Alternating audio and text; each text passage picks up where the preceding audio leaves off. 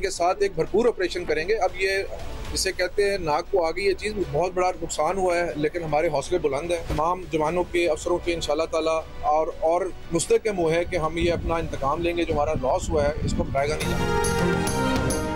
रहीम यार खान में कच्चे के इलाके माचका में पुलिस की 2 गाड़ियों पर डाकुओं का रॉकेटों से हमला, 12 एहलकार शहीद, 6 जख्मी हो गए। जख्मियों में से एक पुलिस एहलकार ने जियो न्यूज़ से गुफ्तगू में बताया कि डाकू घात लगाकर बैठे थे, अचानक हमला कर दिया।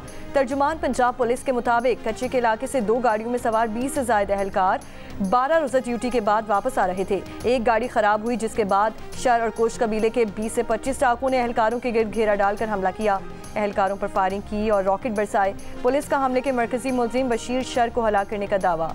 जख्मी डाकुओं की तादाद 5 हो गई। पुलिस एहलकारों पर हमले की वीडियो जियो न्यूज़ को मौसूल। वीडियो में जख्मी पुलिस एहलकार को पुलिस वैन में अस्पताल मुंतकिल किया जा रहा है। आईजी पंजाब का कहना है कि हमले में मुलव्वस डाकुओं की सरकूबी के लिए पुलिस ऑपरेशन जारी रहेगा। आला पुलिस हुक्काम के मुताबिक ऑपरेशन में पंजाब, सिंध पुलिस के अलावा दीगर फोर्सेस की मदद भी ली जाएगी।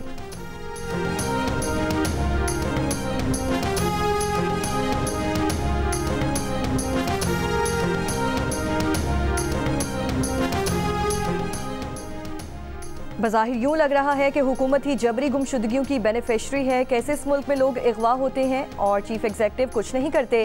Chief justice Islamabad high court justice Mian Gul Hasan Aurangzeb के असर मशवानी के 2 लापता भाइयों की बाजियाबी की दरख्वास्त पर समाअत के दौरान रिमार्क्स। बाबर अवान की वज़ीर आज़म को अदालत में बुलाने की सदा। जस्टिस गुल हसन ने कहा कि चीफ एग्जीक्यूटिव को इन मामलात का पता है, मगर फिर भी लोग जबरी तौर पर लापता हो जाते हैं। क्यों नहीं सोचते? ये चीज़ें मुल्क को बुरा नाम दे रही हैं। आइन में रियासत के सरबराह वज़ीर आज़म, जबकि कानून के सरबराह अटॉर्नी जनरल होते हैं। अगर हुकूमत को ड्यू प्रोसेस फॉलो नहीं करना तो फिर क्या कह सकते हैं? पुलिस हुक्काम ने अदालत को बताना कि फैमिली की जानिब से CCTV फुटेज फराहम की गई। रेजोल्यूशन कम होने की वजह से ना नादरा ना फॉरेंसिक एजेंसी से पता चल सका।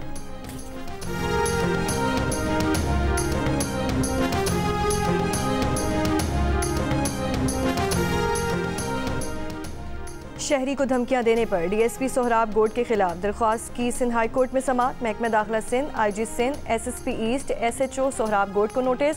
सिंध हाई कोर्ट ने फरीकैन से 30 अगस्त तक जवाब तलब कर लिया। दरख्वास्त गुजार का प्रॉपर्टी पर कब्जे की कोशिश किए जाने का इल्ज़ाम। दरख्वास्त गुजार के वकील का कहना है कि 19 अगस्त को चौकी इंचार्ज ने उनके मौक्कल हबीब वली को कॉल करके सोहराब गोड थाने बुलवाया। DSP ने धमकी दी कि कराची नहीं छोड़ा तो जाली पुलिस मुकाबले में मार दूंगा। अदालत से DSP सुहेल फैज़ के खिलाफ कार्रवाई और दरख्वास्त गुजार को तहफ़्फ़ुज़ फराहम करने का हुक्म देने की इस्तदा।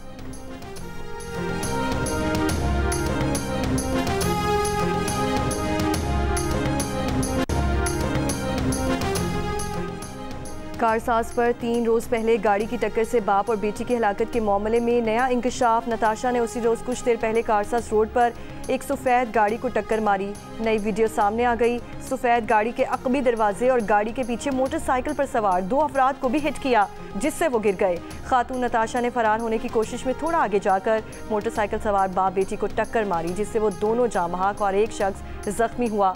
पुलिस ज़राए का कहना है कि खातून के पहले हादसे के बाद फरार की कोशिश में तेज़ रफ्तारी की वजह से दूसरा हादसा पेश आया।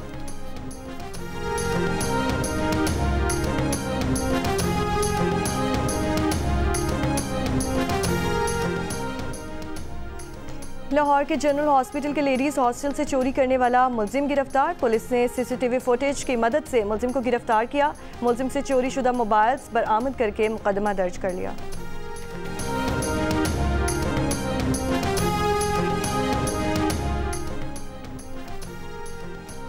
हुकूमत का यूटिलिटी स्टोर्स बंद करने का फैसला। यूटिलिटी स्टोर्स इंतजामिया को 2 हफ्ते का वक्त दिया है।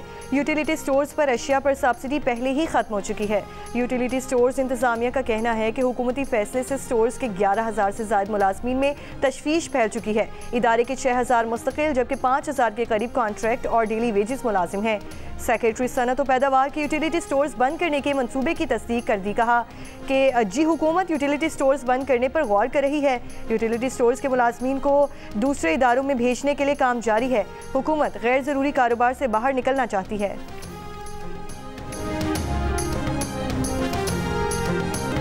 वज़ीर आला पंजाब से जर्मन वज़ीर इक़्तिसादी ताउन और तरक्की की क़यादत में वफ़द की मुलाकात। जर्मन सफ़ीर भी मौजूद थे।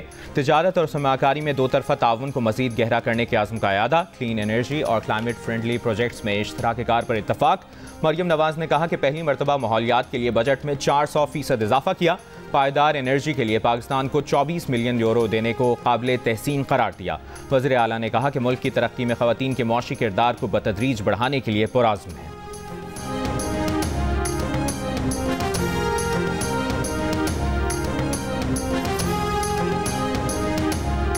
हुकूमत ने आइंदा चंद रोज़ में अहम कानून साजी के लिए बिलावल भुट्टो को एतमाद में ले लिया। वज़ीर आज़म से बिलावल भुट्टो की मुलाकात की अंदरूनी कहानी सामने आ गई। अहम कानून साजी के लिए कौमी असम्बली का इजलास पीर को बुलाया जा रहा है। पीपल्स पार्टी और मुस्लिम लीग नून की राब्ता कमेटियों का इजलास इतवार को गवर्नर हाउस लाहौर में बुला लिया गया।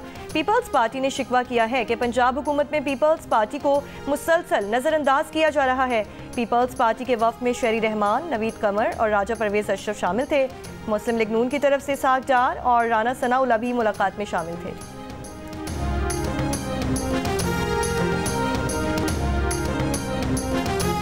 सुबह 7 बजे मुलाकात होना मामूल से हटकर है। ये मुलाकात किसी के करवाने से ही हो सकती है।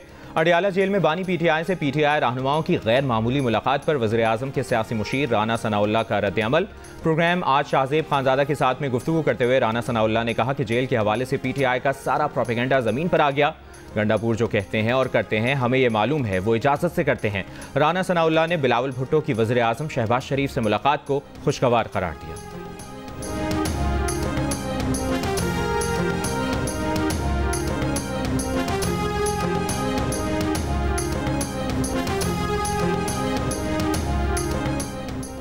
खैबर पख्तूनख्वा हुकूमत के मुशीर इत्तलात बैरिस्टर सैफ ने पार्टी रहनुमा आज़म स्वाति और अलीमा खान के दावों के बरअक्स बयान दे दिया। कहा, जलसा मनसूखी के लिए बानी पीटीआई ने नहीं बुलाया, बल्कि रात गए पेशावर में मरकजी क़यादत ने हुकूमत से तसद्दुम के खदशे पर यह फैसला किया कि बानी पीटीआई से मुशावरत की जाए। फिर सुबह बैरिस्टर गौहर और आज़म स्वाति बानी पीटीआई से मुलाकात के लिए गए, जिसके बाद बानी पीटीआई ने जलसा मनसूख करने का फैसला किया। जियो न्यूज़ के प्रोग्राम आज शाहजेब खानज़ादा के साथ में बात करते हुए बैरिस्टर सैफ ने मजीद कहा कि अलीमा खान को अगर किसी चिड़िया ने बताया है कि एस्टैब्लिशमेंट ने ये मुलाकात करवाई थी तो उसका जवाब वो खुद देंगी। बानी पीटीआई से मुलाकात का फैसला पार्टी का था।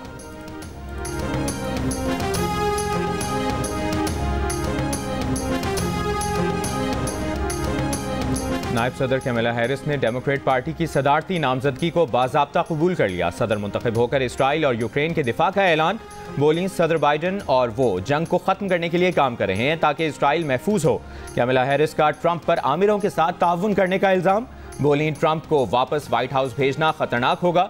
वो जीते तो कैपिटल हिल पर हमला करने वाले इंतहा पसंदों को आज़ाद कर देंगे।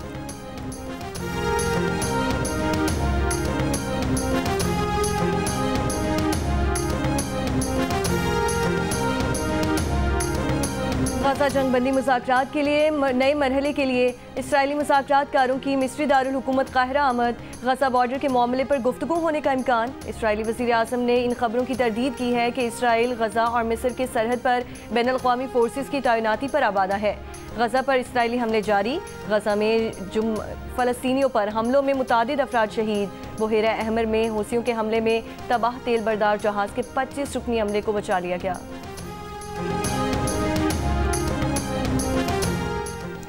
यूक्रेन का रूस के जनूबी इलाके की बंदरगाह पर फजाई हमला। हदफ बनाई गई तेल बरदार कश्ती गरक। 17 रुकनी अमले को बचाने का दावा। एक एहलकार लापता।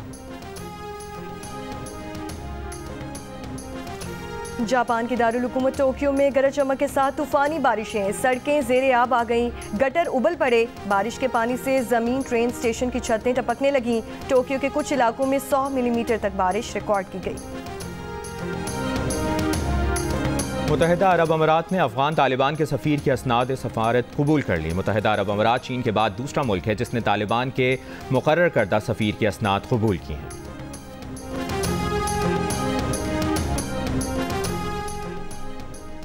और रावलपिंडी टेस्ट के तीसरे दिन पाकिस्तान के 448 रन, 6 खिलाड़ी आउट के जवाब में बांग्लादेश की बैटिंग जारी। 134 रन, 2 खिलाड़ी आउट। बांग्लादेश ने अब से कुछ देर पहले 2 विकेट पर 75 रन बनाए और खाने का वक्फा।